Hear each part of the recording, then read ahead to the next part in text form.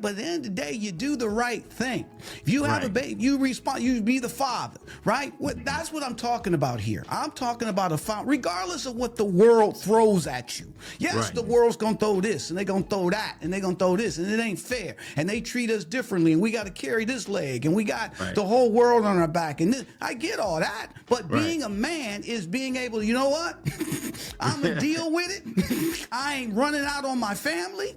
I'm going to learn from it. We gonna make this better. I'm gonna keep getting better, right? And you know what? I'm gonna take care of my wife or my girlfriend or whatever. I'm gonna take care of my kids. I'm gonna do whatever I need to do to make our situation better. To me, it's just simple. We'll discuss race and how it plays a factor and how we didn't even talk about this topic because we were afraid. A Black Executive Perspective. We are coming to you live from our new BEP studio for another thought-provoking episode of a Black Executive Perspective podcast, a safe space where we discuss all matters regarding race, culture, and those uncomfortable topics people tend to avoid. I'm your host, Tony Tidbit. And I'm your co-host, Chris P. Reed. We always want to start off by giving a shout out to our partners at Code M Magazine. Code M Magazine, whose mission is saving the Black family by first saving the Black man. Check them out at codemmagazines2ms.com.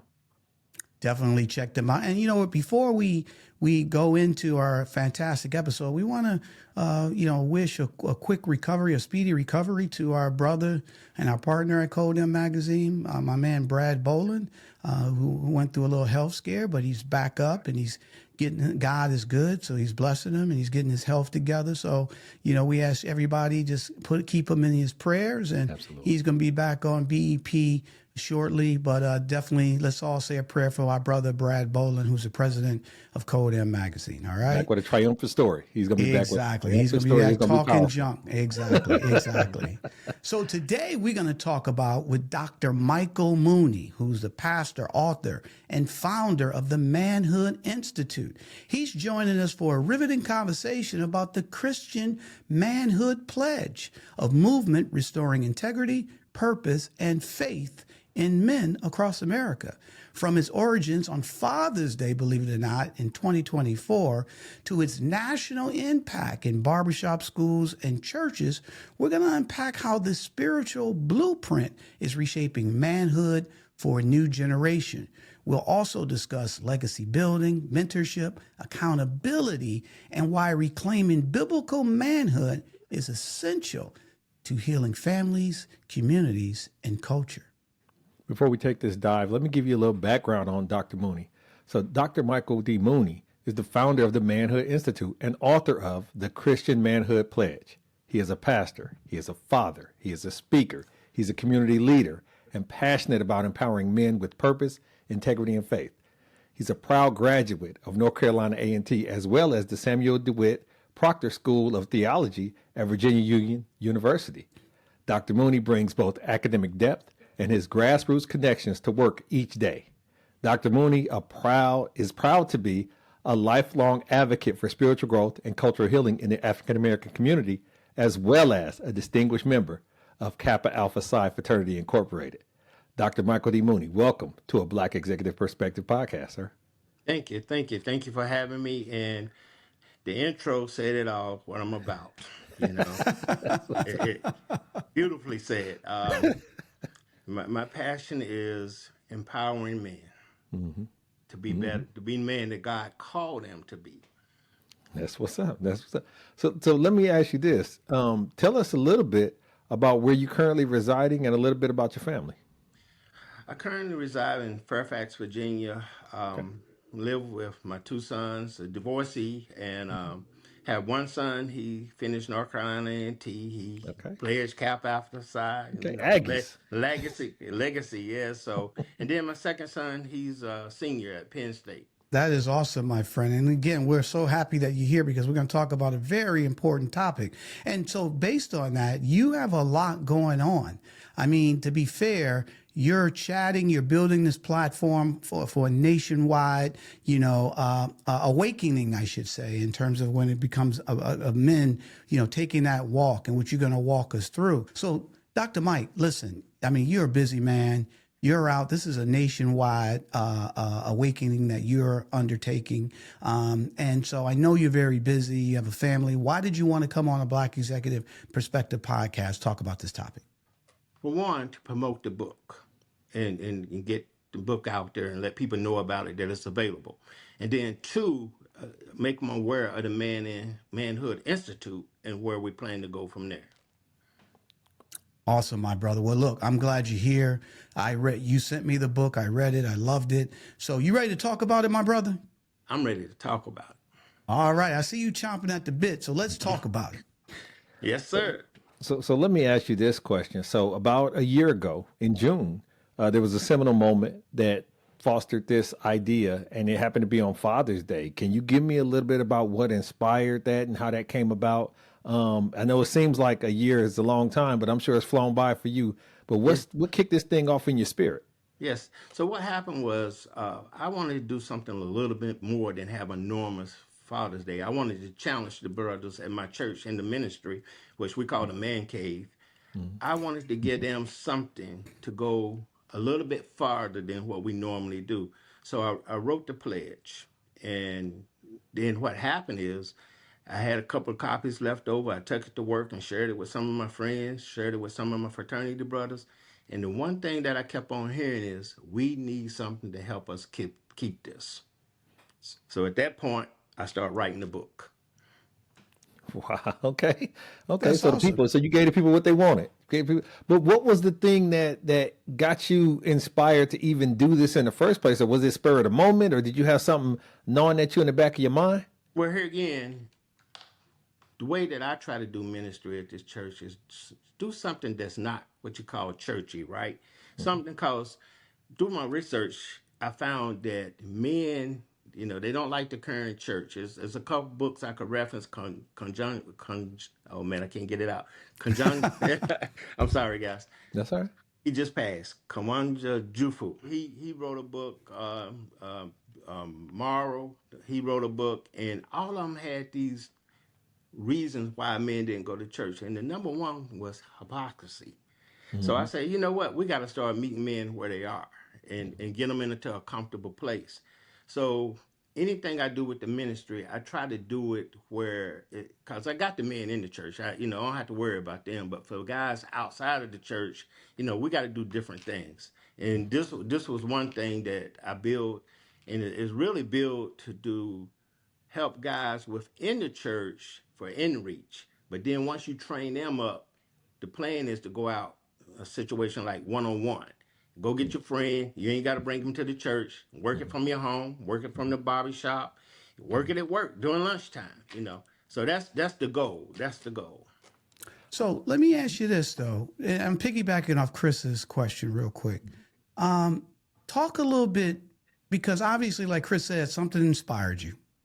You felt that this is needed. But when you said you felt that it was needed, talk a little bit about how manhood is today. Where are we? Give us a state of the state of where people are, where men are, in terms of, are they living the life or living up to that word of being a man?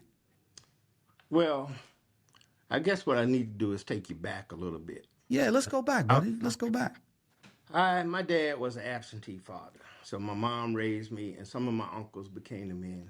So I always had this desire to be a better man than what my father did for me. So I started doing things different, and then it became a passion of mine throughout life. Now, when I went to seminary, I was going with this idea for men's ministry the whole time. I'm not a pulpit minister. I'm a teacher. I took the Christian education route and all this stuff because, here again, the pulpit not my thing. We got enough people doing that. But I want to, and the key thing was, especially for my doctorate, was this. I started out with this, meeting men where they are and then bringing them where they need to be in the church. But by the time I got finished, as I learned things, I realized that wasn't what's going to solve the problem, being in church. But the saying became then, meeting men where they are and bringing them back where they need to be in relationship to God. It's time to rethink your protein. Agilab's protein bars are crafted with high-quality protein, double the leucine, and enriched branched chain amino acids, essential for optimal muscle recovery. Finally, a protein bar that works as hard as you do. So visit agilabs.com and use the code BEP to get 20% off.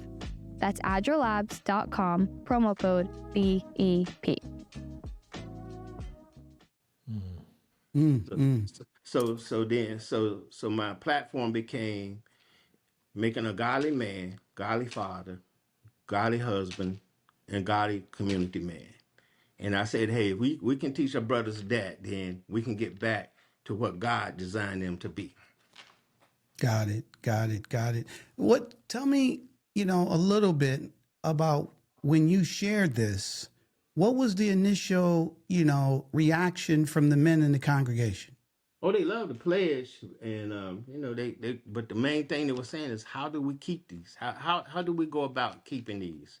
And so that's when I took it back and started thinking and praying, and then actually, guys, it was God given. If anything, a lot of times we say, "Hey, God gave us this and this," but this was divine. This was given to me by God, and He just made it easy for me because when I was working on my doctorate, stuff didn't come. It's easy, man. I'd be up at night all the time writing. But with this, I just went down there and wrote, and it just came to me just like that. This pledge that you're referring to, you talked about the in reach and it being easier to connect with the folks inside, the ministry already or inside the congregation already. Was the outreach portion of it something that you felt needed to happen, or was it good enough just to have the brothers that was already there? Why was the outreach important to you? The outreach is important because here again, as I said before, is if you look at any church and you think about your church or any church that you attend, if you go look in there, it's going to be in African American church, it's probably 70% female and 30% male. Correct. Caucasian brothers would be 60-40. So the brothers, like I said, Jawanza Kunjufu, he in his book Adam Where I Die, he talked about this. And Robert Moore, he talking about it and why men hate going to church. And it's many reasons. And one of the reasons also is the feminization of the church. Because if you go look at the church is slated towards women, which they do their work. I don't want to take anything from, but if you go look at the church, most of the workers in the church are female. The only most of the time now we have lady pastors, thank God for that too. But most of the time the pastor and the deacons are only men that's working in the church, but the rest of it is women. And it's a platter of reasons, man, why guys don't like going to church. It go all the way back to slavery, man. When the master took us out of the family, because it couldn't be with one head person. So it's many reasons that I could talk to you guys about, why that happened. Even during the industrial age, when the men had to go to the factory, because before that time, the men were leading the church. They were working to teach. They was the Sunday school teachers. But when they went into the factories to work, they normally had to go to a city outside their little town. But when they come back on that weekend, they didn't feel like going to church. So the women started taking over then. So it's like I said, it's a number of reasons that I could talk about in why this transition happened. But we just got to get the men back in line with what God called us to be as husbands, fathers, and godly men. Awesome. Tell us a little bit about the 8 core pledges, my brother. Walk us through. Give us each name, and then tie into what each means and what each pledge a man should uphold. Okay, love and devotion. That comes from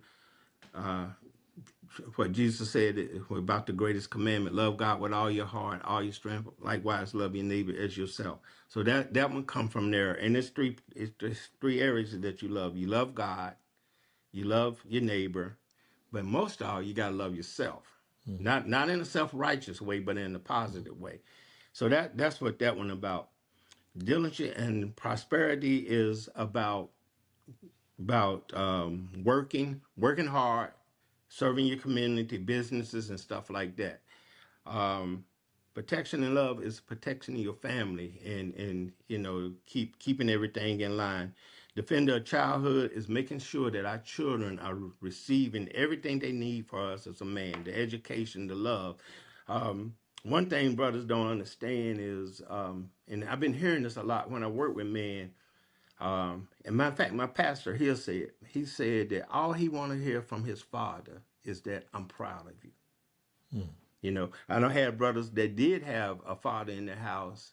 He was physically present, but you know, he wasn't involved in the kid. The kid come home and say, "Hey, Dad, look what I did on my science test," or this, and the dad don't acknowledge him. Don't say, "I'm proud of you," or don't even say, "I love you." Sometime, you know, and that's some simple stuff, man.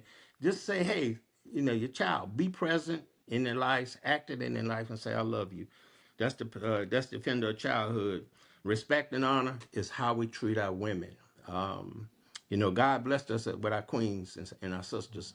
And, you know, if you really look at it, man, from mom, big mama, grandma, mother, aunt, sister, there's some positive women in our lives. During the election, man, I was so upset because of the brothers didn't want to support our sister, Kamala. And if you look in our family, you got a positive woman leading and taking care of you and doing things for you. So why not give her the honor and respect that she deserves? So that's what they want about. Health and purity is about us taking care of the temple, man, taking care of our bodies. Brothers do. It's a couple brothers in my church. We just funeralized him on Saturday. The brother didn't want to go for prostate treatment. I don't want to be bothered with the doctors, but he ended up being bothered with him after all. Where if he could have done that preventive surgery, he had, you know, had to go through all that stuff. But if he would have just done the preventive services early on, man, he wouldn't have had to do that. So that's a help and purity. Community support, man. With what's going on in our society now, we need to build our own stores, get the Wall Street stuff, Black Wall Street stuff going back. We got to support our businesses. We need to keep our dollar in our community 7 times. And divine strength and guidance. Man, divine strength and guidance. I can do all things through Christ who strengthens me. Because to support those other 7, you need God there for you. So that's in a nutshell. That's the 8 pledges. That's awesome, buddy. The book, the Christian Manhood Pledge, right?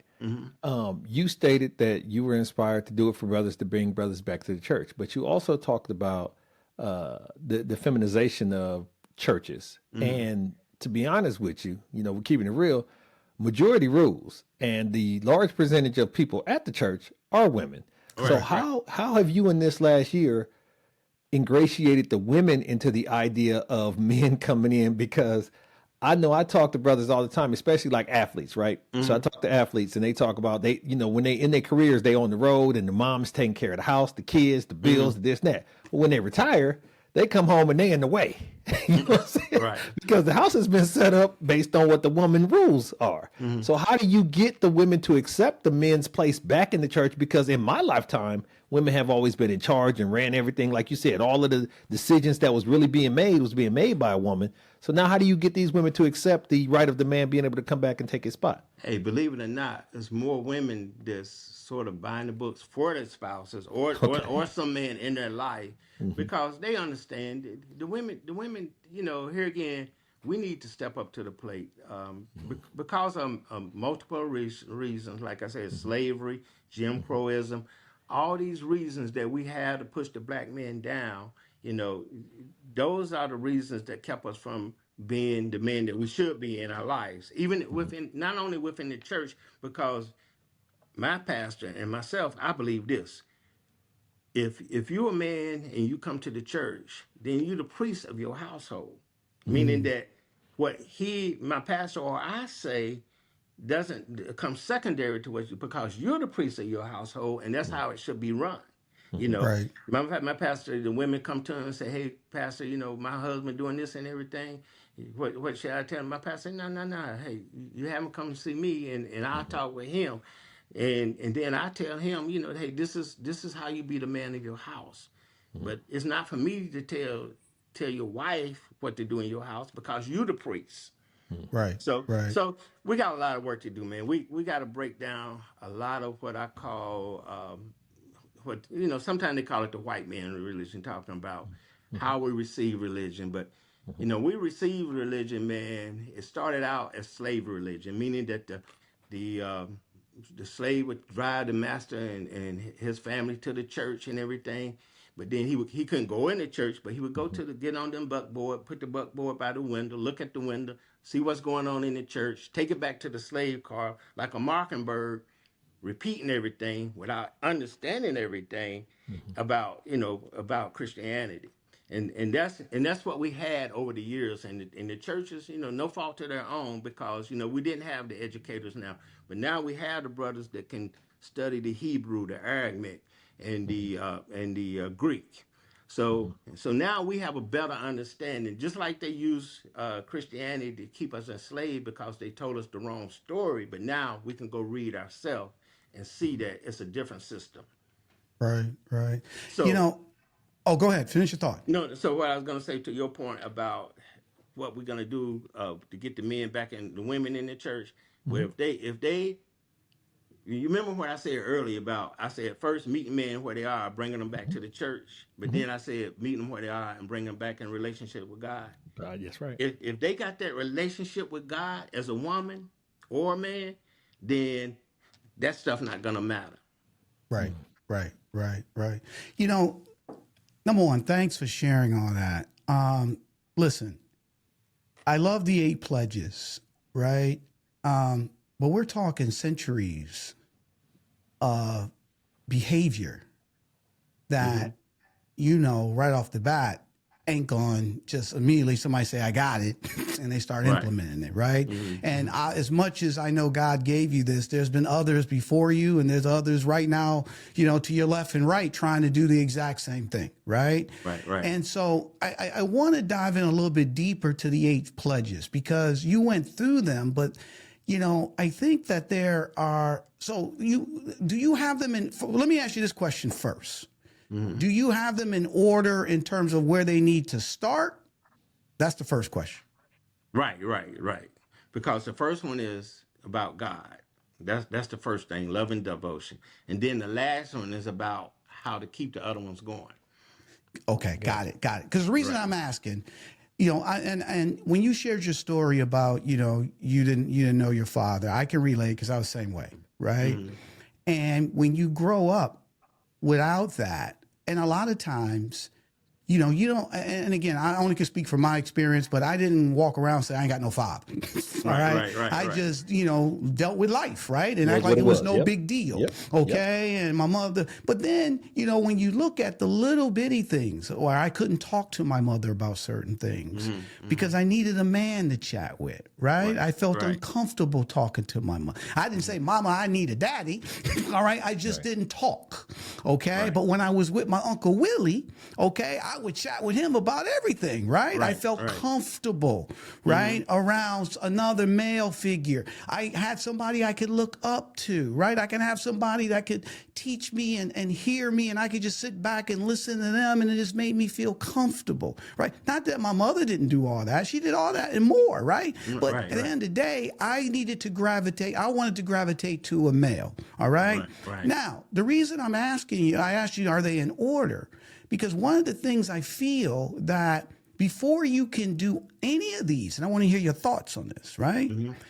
Before you can do anything, the first thing you got to do, like you said, you got to love God, but you also got to love yourself first. I got a feeling, not a feeling, I just know this for a fact, right? That most men, especially black men, who've dealt with all the things that you talk about and more, and still deal with these things, they don't love themselves first. Okay? And so that's a hole that's missing. And without that being patched up or fulfilled, it's hard to do the other things because there's no purpose, if that makes sense. Let me hear your thoughts to that. Let me hear your thoughts.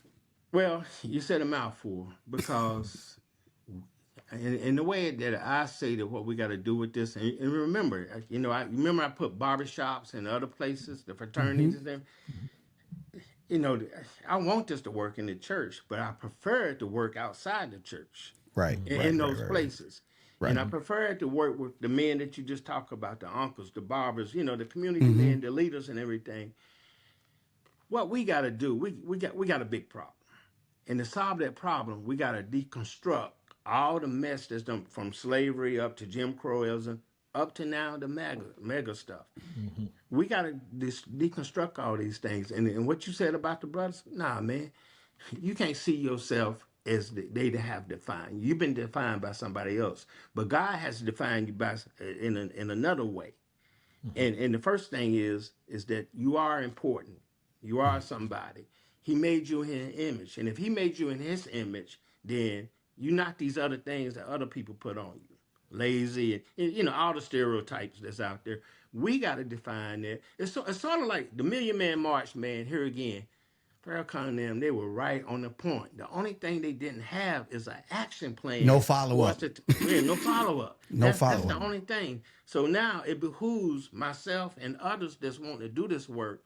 We got to deconstruct all this stuff, and we got to find a way to reach these guys to let them know that, hey, you're not lazy, you're not this stereotype, you're not a gangster, you're not this, but you were made in the image of God. And if you look at the image of God that you was made in, then that's what you run with, man, because you're a king.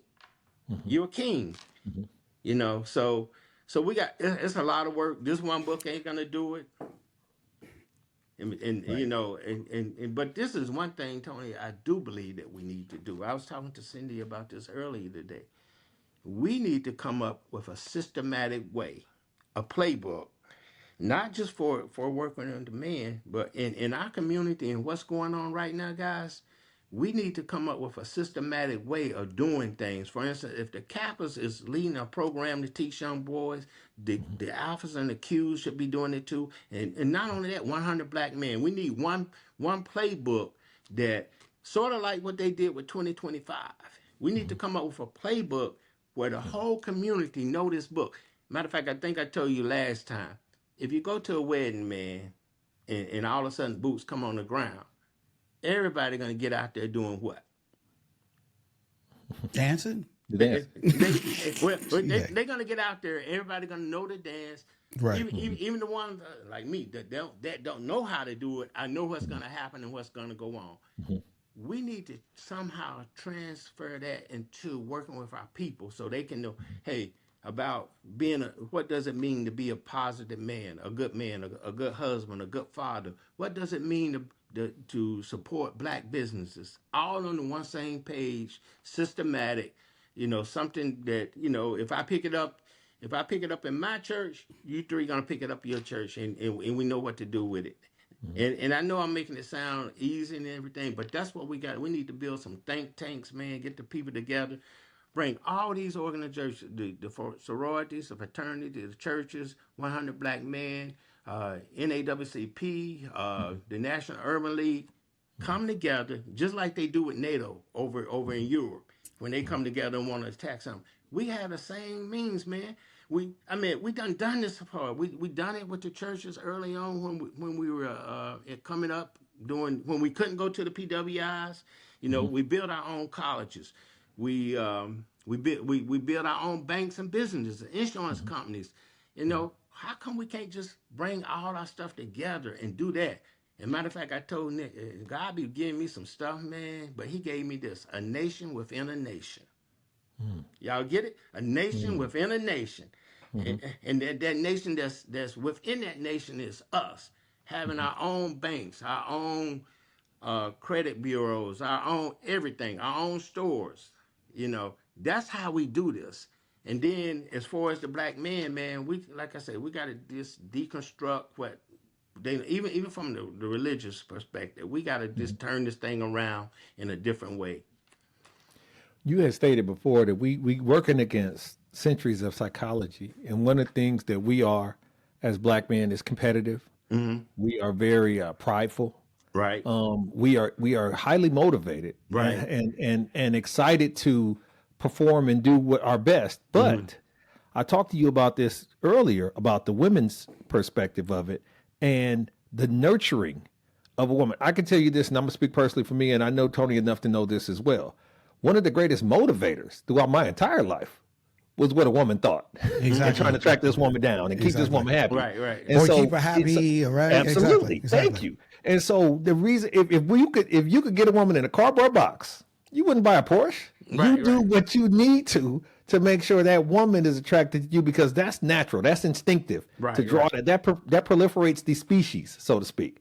And so, is there a plan in the book anywhere beyond just the things that men have to do, but how women could construct the encouragement of these things? Because I can tell you this, if enough women say, that's why they have ladies night right at the club, because they know they're going to sell more by drawing the men in with the Right. women. You got to have it, especially the black woman, because Right. she's the backbone. Right, The right. black woman being the backbone and being the neck, right? The Right, man is right. the head, the woman is the neck. Right, right. And her giving the direction going forward. Is there anything in the book that stands out to women that helps them to mold the man in the image of support and making sure that he stays encouraged? Because as you stated, it's there, but how do we keep it going? Well, I heard you loud and clear, and I thank you for that, because the next version gonna have that in there. But Okay, good. but you're right, because if you really think about it, look who brought me to you guys, my cousin Sydney. I mean, Okay. so no, we can never discard the women, man. They're very important in our lives, and what brothers got to do is start learning how to work with them. Now That's it's right. a thing going on. Our women don't have the type of brothers that they deserve to have in their lives, because Yes. here again, I talk to a lot of women, man, and they looking for spouses, somebody that can be their equal, or just be there for them, to support them. And we don't have it, because here again, we don't get the educational opportunities and everything.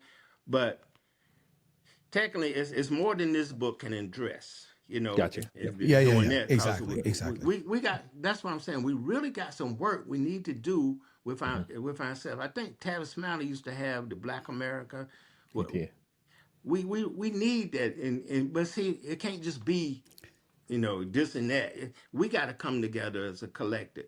If you like what you hear and want to join us on this journey of making uncomfortable conversations comfortable, please subscribe to a Black Executive Perspective podcast on YouTube, Apple Podcasts, Spotify, or wherever you get your podcasts. Hit subscribe now to stay connected for more episodes that challenge, inspire, and lead the change. Just think, man, if all the churches would come together, and all the fraternities and sororities come together, the Urban League and the National, the NAACP, just think, if we come together with something like they had for the 2025 to uplift our people, to empower our people, empower our people educationally, economically, health, and politically, because we can't. That's how we get caught, man. Is that political thing? They play that game better than anybody that I know, and our brothers and sisters, they look at the general election as being the big one. Nah, you need to be doing that local election, because that's where the power comes from. Right, right. And Go ahead, Dr. Mike. no, I'm just saying, until we get to that point, man, and this, thank you, Jesus. One of my friends said, how do we handle this, man? Because with blacks, we have this crab in the barrel thing. Correct. I was just about to go there. Okay. So we got to change that, man. We got to change that narrative to, hey, nah, it ain't about pulling down. It's about pushing up. I push you up. Just like the Hispanics, man.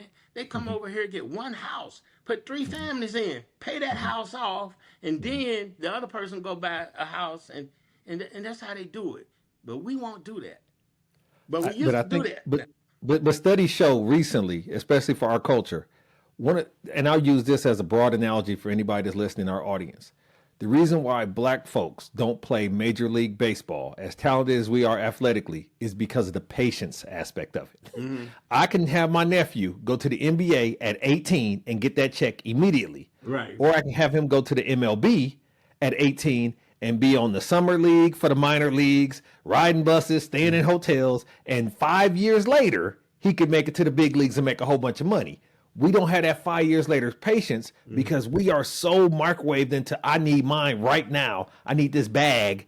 Everything is so short-sighted. So in the other cultures, they're playing the long game all the time, thinking if we could just sacrifice here and pinch here and save here and this and that. And as soon as we get it, y'all know this from income tax. As soon as we get it, we spending it. Like we got we floss by nature. So in the idea of that level of patience, we have to be imbued and understand that we have to trust something. And we have to trust that we're not investing people. We just don't invest because we don't trust it on the back end. We done got screwed over for so long that we can't get we want it immediately, same time. Right. Like Chris Tucker say. Let's go to that, right? Because, you know, Dr. Mike, you talked about slavery and Jim Crow and all that type stuff, right? Let's we're in 2025, right? What is the modern culture of what a man is? Okay, talk a little bit about, because at the end of the day, we, unfortunately, if you don't have somebody in your life that's guiding you, right? You're gonna obviously, and depending on the environment you live, right? You're gonna hang out with the wrong people, but also it's also what you see and hear from a culture standpoint. All right, what a man is, right? Like I didn't have an example when I was at home to look to say what a man is, right? So for me, I was learning what a man was with my friends. Okay. Now God, you know, God blessed me. He didn't put me with a crew of people that, you know, all of a sudden they were robbing banks. I was like, I'm going to jump with them. Right. We were just kids. We all were inspired to do something. But think about that situation where it does spiral out of control because they're looking for guidance, but they're finding guidance in their friends or on TV. Quick money. I want to be, you know, Chris talked about baseball, but, you know, sports, you know, why do we have to be only way we can be successful is sports or entertainment. All right. Why can't just working a good job and bringing up your family so your kids and it could be better than you? I mean, you know, think so. Talk a little bit of how the culture has distorted what manhood really is about. Well, and I'm glad you asked me that because I had a conversation on Saturday about, as you know, I'm a Kappa, and we was talking about, you know, the hazing and everything. And I got to thinking about this. I say, what is the definition of a mature man? What's the definition of a mature man? Because I asked that question because these young men that's coming in undergrad, they already in school learning. You know, they in the learning process. They hadn't reached full manhood yet. I can't say all of them, but for the most part, they hadn't reached full manhood. So what defines a mature man? Because now you have us alumni brothers setting up, looking from where we're set, looking at manhood, mature manhood. But now we want these young brothers to do membership intake in this way as a mature man, but they're not there yet. So how are they going to bring somebody in where they don't have the knowledge of what it means to be a man? Because my questions I ask my brothers is this: I'm a man before I become a Kappa. I'm a mature man before I become a Kappa. God made me a man, so before I become a Kappa, I was already a man. So as a man, I'm not going to let you do that crap to me to define me or defile me and all this kind of stuff saying I'm not a man, because no, I'm a man when I came to you. So the answer to the question is this. Both of y'all said a lot of stuff, and this is what I keep on going back. We need to get a think tank to address all these problems. What culture does to define a man, you know, what the women, you know, all this stuff, man. How do we take care of this? How do we address this? How do we change the narrative, what's going on in our neighborhoods? Because what we've been doing is not working, and the brothers are getting farther and farther away from what it means to be a man or a husband or a father. So Dr. Mike, I gotta push back a little bit, right? Because I don't think we need a think tank to define what it takes to be a man. Okay, just to be fair here. Okay, I don't think we need that. Okay, I think it should be simple. So if I asked you the question right now, what defines a man? What is it? Well, that's just it. And right now we don't have no clear definition. You know, I can give you the godly man. You know, right? Again, you know, you first of all, you honor God. You know, that's first and foremost. You honor God. You be the man that God called you to be. But then, you know, you be a husband. And see, even with that, sometimes you become a father before you become a husband. But No. but Yep. Keep going. Yep. Go ahead. but if you was to do it in the way from a biblical aspect or a Christian aspect, you become the husband before you become a father. Right. And so it's but in reality, that's the ideal situation, but it's not reality. Yeah, and so can I just, because I know, Chris, you want to jump. I just want to say this one thing, right? And you wrote it to be fair, right? And I'm looking at your words, right? Accountability, responsibility, okay, right? People, we're not saying men don't make mistakes. So you might be a father before you become a husband, right? That happens, right? But let me give you an example. And Chris gonna get mad at me because he knows every episode I go to a movie, okay? But if you ever saw the movie The Temptations, okay? When he comes home and he finds his mother had cancer and she's fighting cancer, right? And he starts crying and she said, "Don't cry, you know, I'm crying because I'm happy." And you know what she says to him? She says, "I'm so happy that you're successful, but not successful in terms of being an entertainer. You're successful in being a man." Right. You kept everything together. You kept showing up. All right. No matter what life threw at you.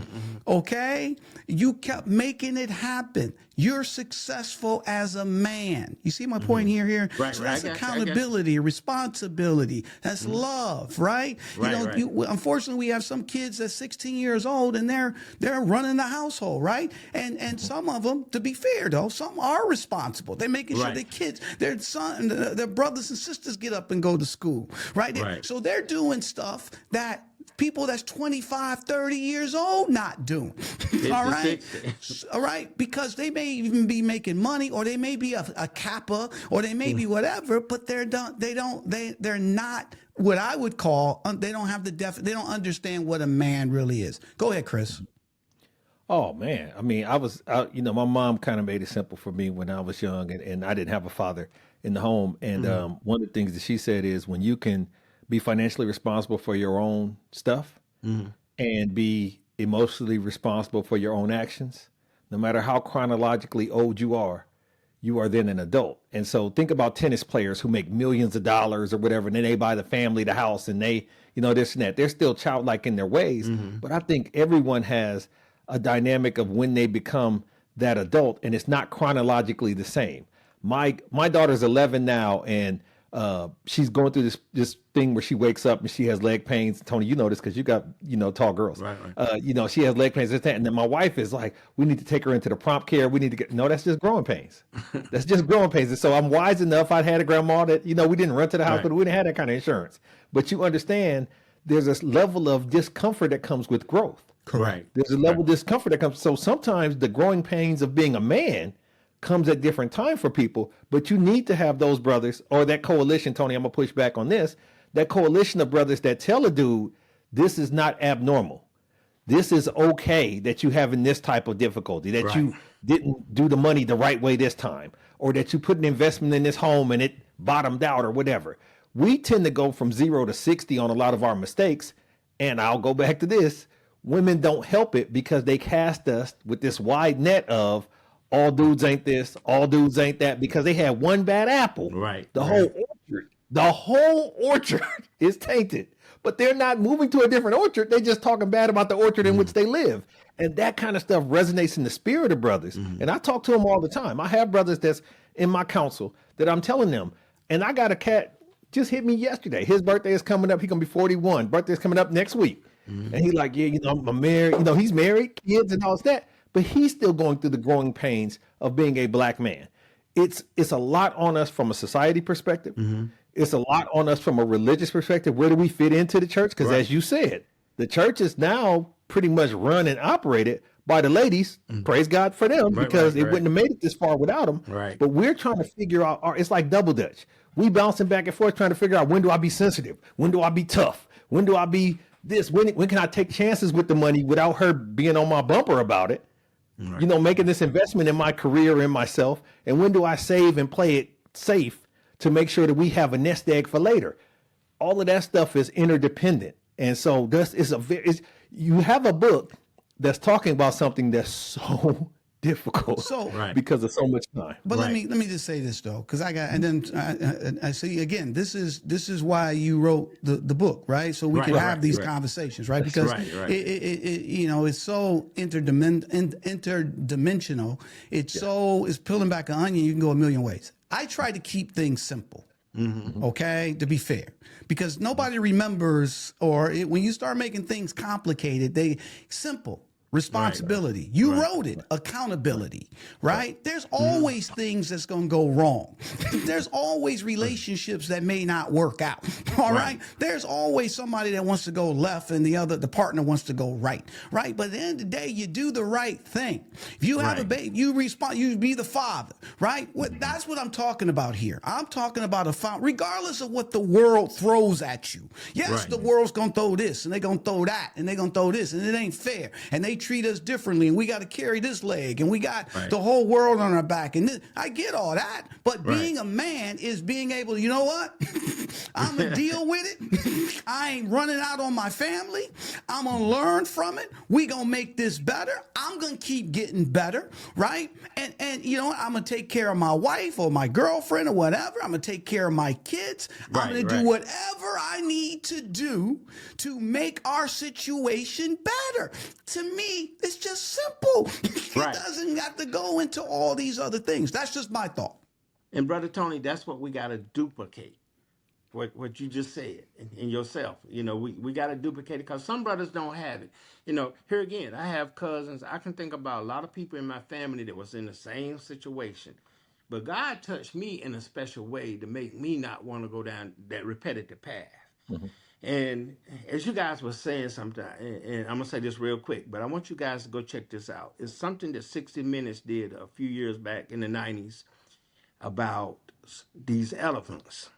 These young juvenile elephants was going around killing the white rhino. They were harassing the tourists and all this stuff.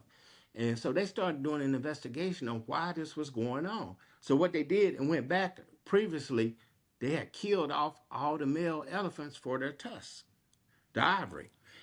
So, but to fix this, they call it, I think 60 Minutes calls it the biggest Big Brother program that you ever seen. So what they did is brought in more male elephants back into the reserve. And then what happened was the older male elephants, when the juveniles started acting up, hitting them with their trunks, nah, you don't do this, you don't do this. And guess what happened though? They stopped. They stopped. And that's, and in a nutshell, that's what we need to replicate. We need to get more black men, you know, the ones that God hadn't touched, to give us this zeal that we have to to be better men. But we got to go touch these other brothers that don't know how. And there's a lot of them out there that don't know how. So that's the key. You're right. But here again, we got to change the narrative of how we do it. The church thing, man. You know, this book will work in the church most definitely, because the guys in church, you already got them. You got what I call recycling Christians. They come and they done been trained up. But the brothers out there in the barbershop, just think, if a brother came in the barbershop, and as a matter of fact, I did this yesterday at the fraternity cookout. It was a brother talking about getting married and everything. I got up, me and him talked, and I talked about some of the things going in the book. I said, man, look. Because one brother was telling them, I don't get married, you need a lawyer and all this stuff, man. I'm like, nah, man. It's depending on the type of man you want to be.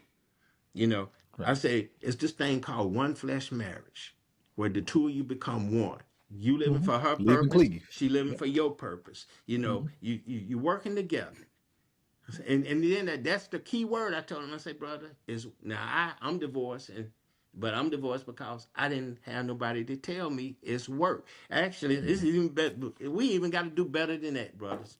We got to show our young brothers and sisters how to choose a mate. What does a relationship look like? You know, we in middle school, they talk about the birds and the bees and the sex and everything and what not to do, but they never tell you about what a relationship's supposed to look like. But wouldn't you say though, that's where, and again though, I'm just going backwards, right? And look, we're what's that? What was it? The Matrix, where there's a interruption in the Matrix, right? Right. There's a glitch in the matrix. There's a glitch, all right? And that's where we are right now. Because to be fair, again, man, hey, look, we had slavery, right? And we had Jim Crow, but there was still black men in the house bringing up their family, working the sharecroppers, right? Teaching, you see my point here? So I think that part is broken, right? Because when you get to 25, it's almost, I wouldn't say it's too late, but these are things you learn in the household. These are the lessons that, the man, the family, the uncle, whoever is supposed to be teaching you. You talk about it in your book when you talk about, Christian Manhood Ambassador, right? So the males in the family, I'm just keeping it at the family level. Right. Should be the ambassador to make sure that the young brothers, the young boys grow up and start thinking and seeing and starting to deal with responsibility in a way at a young age. Right. Because then from there, now that doesn't mean they're not going to go out and make mistakes and they're going to do this or they rebel against it, whatever the case may be. But to me, that's where the seed is planted. Okay. And so when you don't have the male in the house, and then you have like my house where my mother was trying to do that, right? And I didn't say nothing. I listened. But at the end of the day, it was a missing piece for me. You see my point here? And then that's where God came in with that connection and guided me throughout. You see my point here? But to me, that's where the glitch in the matrix is. It's in the home. But that's where we had to duplicate, where Tony have to go out and I know you got a lot going on. We all do, but I'm going out here working with these brothers, man, just trying to reach them. Because if I go work with 10 and one of them catch on, matter of fact, another story for you guys. Back in the day, when I was young in the fraternity, the Census Bureau, that's where I worked. We adopted a family, and she wanted me and the fraternity brothers to work with the 3 young boys, and we did. We adopted them. One of the brothers, he was a teacher, and we used his classroom, man. And we would go in there, and the brothers would have their heads down. The young boys that we were teaching have their heads down, playing like they weren't paying attention. We got frustrated because they wasn't listening and everything. But check this out. Once I got married, had my wife, we had my son. He was about 2 months old when we went through their neighborhood. We saw him. Check this out. What the brother said. I got on and asked him, "Hey man, what's going on with y'all?" They said, "My oldest brother, he's a manager up at IHOP, and he's working on his associate degree for business at Montgomery County Community College. We heard what you said, Mr. Mauney, so we started our online service. Heads down, not paying attention, but listening. But if we hadn't injected ourselves in those boys' lives, and we got frustrated because we thought it wasn't working. But on that day that I met him and introduced him to my wife and my son, man, I about cried. That's awesome. That's a great story. They heard me. They heard me. I heard us, rather. Yeah. I think that type of outreach or that type of connection from a community perspective is extremely valuable. Fellowship is in the Bible, right? Correct. That's what we're supposed to be doing. So an exposure expands expectations. So all you can do is what you can do. But you said something that was powerful, Tony, that resonated with me in the fact that what makes a man, but it goes back to what Dr. Mike was saying, in love for thyself and pride in thyself. And I had a situation where my oldest daughter, when me and her mom didn't work out, I stuck by my guns. Now, at that time, she gave me holy hell. Right. For every decision. 20% wasn't good enough, 80% wasn't good enough, 190% wasn't. Nothing was ever good enough, but I stayed the course because I knew what was great. Exactly. And I knew what the plan I had. Exactly. And now that she's graduated college, I get the feedback of, thank you so much for being patient with me. I was tripping. I was just that. But we allow for society to calibrate how we should react and who we should be as men. And that's where we go wrong. Correct. We can't always be leaves in the wind and allow for society to blow us. If they say, man, you should be going off on her, or you should be doing this, you should be. It's so many. I grew up in a factory town, and the whole thing was kill them for the overtime. You got to kill them for the overtime, kill them for the overtime. Right. Well, these brothers, and no disrespect to these men, they was never at home with these boys because they were so worried about killing them for the overtime. So by the time dad came home, it was 16 hours in, feet dirty, musty, and he too tired to take you out and throw the ball and this and that and whatever. And so he has some time here and there, but I was growing up with dudes that had dads that wasn't there because dad thought that this money was raising this child, Right. that this, this stuff and things mattered. And it's not the stuff and things, it's that personal investment that you put into the three boys with the head down that was free to them. That was like they mama had the foresight to say, listen, can y'all give them something I can't? Right. Correct. Y'all had the magnanimous ability to go in and provide a little bit. You didn't know when you water the seed, just water the seed. It will grow. And it will grow. And that's it. Matter of fact, economics, I think they call it opportunity cost. Those That's brothers right. were waiting. They When thought you the giving up money what in you the got. paycheck was, but they don't know that the other side was being lost, man. Because here again, just say, hey, I'm proud of you. I mean, I have grown men saying that, brothers. Like I said, my pastor, he about 60 something years old, and all he wanted to hear from his dad is, I'm proud of you. Right. Still to this day. And that's very important. Now, thank God, my dad, me and him, man, we came together. I had to do this thing called a genogram. It's like a family tree. You start asking questions. They told us, be careful because you're going to open some closets that you don't want. But I found out why my dad was like that, man. And then once I understood it, I could sympathize with him. I said, okay, bro, but you could have chose another way. But here again, if nobody showed him, he didn't know.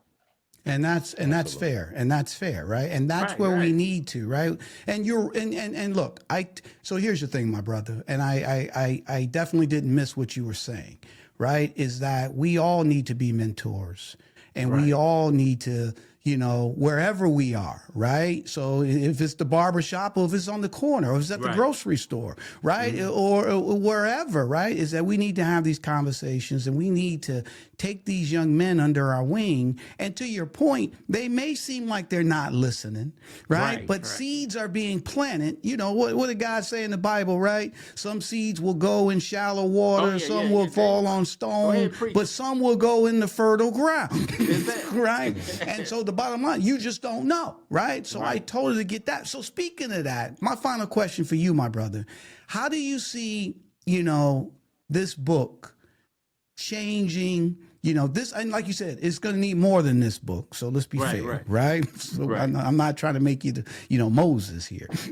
Right, All right. right. But how do you see, at least getting this started, how do you see this really helping and starting to get move the needle down the hill where this little snowball eventually starts becoming an avalanche? Well, the first thing is that the guys got to buy the book. Then the guys got to read the book. And then you got to be a doer of the book. You got to keep the pledges. You got to make these pledges as part of your life. Now, here again, I know, they all not going to be a fit for one. But if you just start doing some of those things, just like, under the Defender of Childhood.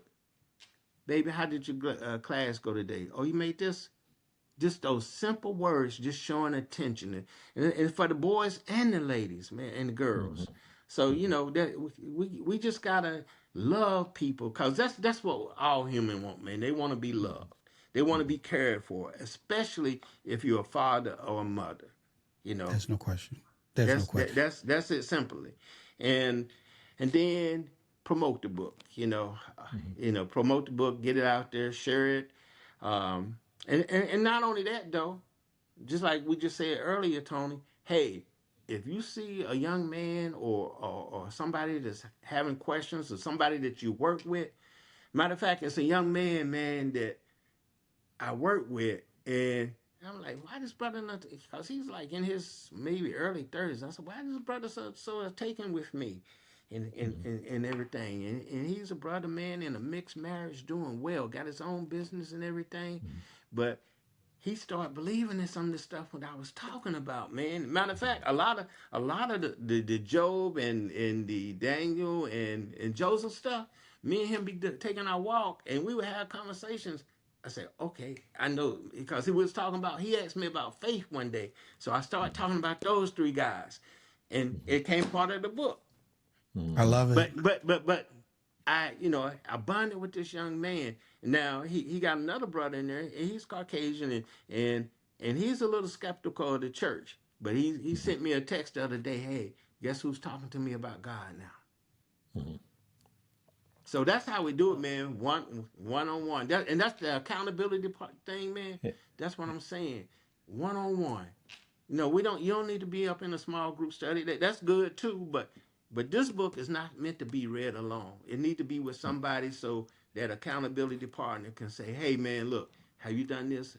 I remember one of my friends, man, me and him, it was my homegirl's husband, and he moved to Raleigh. And what happened, man, he moved to Raleigh and started messing around. And when I asked him what happened, man, he said, when I was with you, you were my accountability partner. You kept me straight. We got to be brothers' accountability partner. Yeah. I mean, we got to hold brothers accountable. Yeah, Tony, man, we got, culture, the videos, the music, and all that stuff. That's a battle that we got to fight. But if we do it one-on-one, one man at a time. Absolutely. I'm big on the accountability buddies, and I talk about that in with my clients all the time to make sure that you draft an accountability buddy if you don't currently have one. Right. But you spoke on this, and as we close, you talked about faith, authenticity, and the courage to lead. And you said something about the guy that was the skeptic. Courage is not the absence of fear; it's being afraid and doing it anyway. That's real courage. That's real bravery. Right. And so, being a skeptic is okay.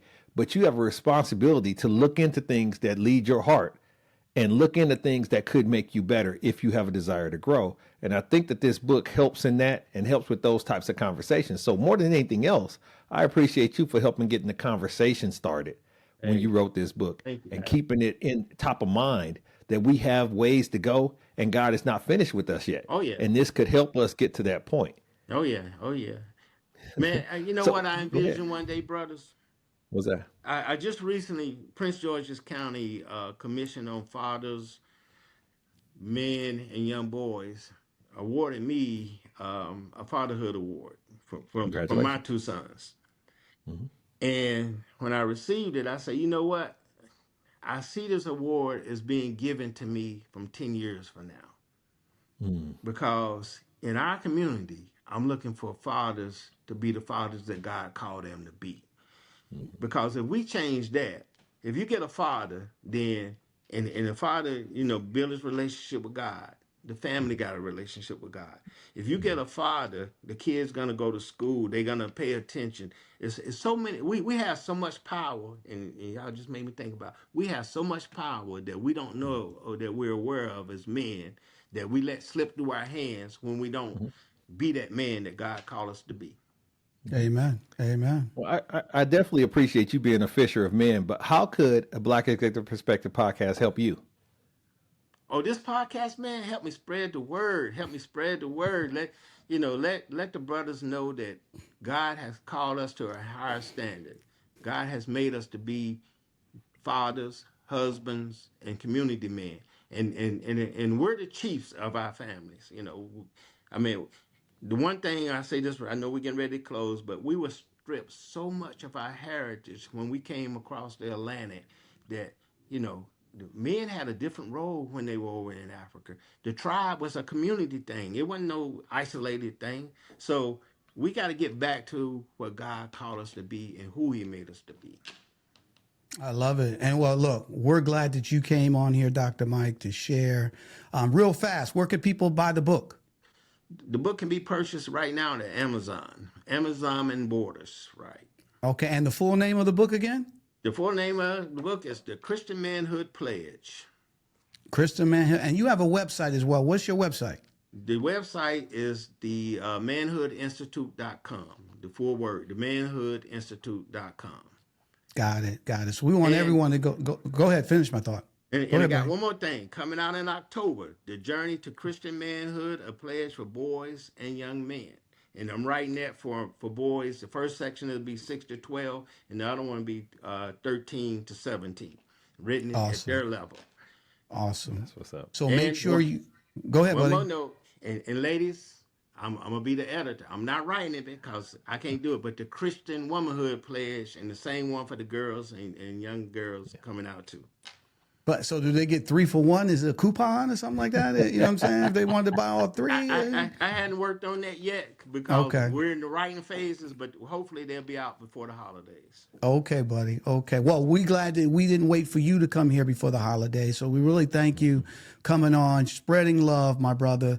Really means a lot. And anything that Chris and I can do, or the BEP family, we got your back. So we want to thank Dr. Mike for coming on and chatting on the Black Executive Perspective podcast and sharing his perspective about this topic. So now I think it's time for Tony's Tidbit. the Christian Manhood Pledge isn't a checklist. It's a charge, a call for men to live boldly, live righteously, and lead with unwavering purpose. Because to reclaim our communities, we must first reclaim ourselves. One pledge, one man, one purpose at a time. Restoration begins within. And you heard a lot of that today by our guest, Dr. Mike. We want to, first of all, thank you, the audience, and thank Dr. Mike for coming. We also want to make sure that you tune in to Need to Know with Nsinga, where Dr. Nsinga Burton every week comes on with powerful testimonies and inspirational things that she has to impart upon our community with timely and crucial topics that shape our world. Make sure you tune in to Need to Know with Nsinga by Dr. Nsinga Burton. Absolutely. And you don't want to miss the next episode of Pull Up, Speak Up here on a Black Executive Perspective, where our roundtable dives into the most provocative issues, our sharp perspectives, real talk, call to action. You don't want to miss it. Join the revolution here. Pull Up, Speak Up on a Black Executive Perspective podcast. And a Black Executive Perspective has a call to action, and that is LESS. Our goal is to eliminate all forms of discrimination, and to achieve this, we're asking everyone to embrace LESS. The L stands for learn. Learn to educate yourself on racial, cultural nuances, and other people's perspectives so you can empathize with where they came from and how they got to where they are. Absolutely. And after you learn, as Chris says, you have the letter E, which stands for empathy. Now, since you've learned, now since you're more enlightened, now you can put yourself in your other brothers and sisters' shoes, because now you can basically understand where they're coming from. And the first S stands for share. Share your insights and make sure that you enlighten others. Read, fellowship. Don't hide it, divide it. And act, and absolutely. And then the final S is stop. We want to stop discrimination as it walks in our path. So if grandma or Auntie Jenny or Uncle Joe says something that's inappropriate at the Sunday dinner table, you say, Grandma, Auntie Jenny, Uncle Joe, we don't believe that. We don't say it. And you stop it right there. So if everyone can incorporate less, LESS, will build a more fair, a more understanding world, and we all will see the change that we want to see, because less will become more. We here at BP has an extensive catalog of episodes that we encourage you to go check out. Many powerful award-winning episodes are out there just for you, and we'll continue to do this. Make sure you go to the website, sign up for the newsletter, leave us a review, subscribe, give us information that you would like for us to talk about, and we'll try to meet you where you are. Tony, where can they find us? My friend, you can find the Black Executive Perspective podcast on YouTube, Apple, Spotify, or wherever you get your podcasts. And you can follow us on our social channels of LinkedIn, X, YouTube, Facebook, Instagram, and TikTok at a Black Exec. For our fabulous guest, Dr. Michael Mauney. For my co-host with the most, my boy down in Dallas, Chris P. Reed. I'm Tony Tidbit. We talked about it. We learned about it. We're going to pray about it. We're still going to strive about it, and we're going to thrive about it. We love you, and guess what? We're out. A Black Executive Perspective.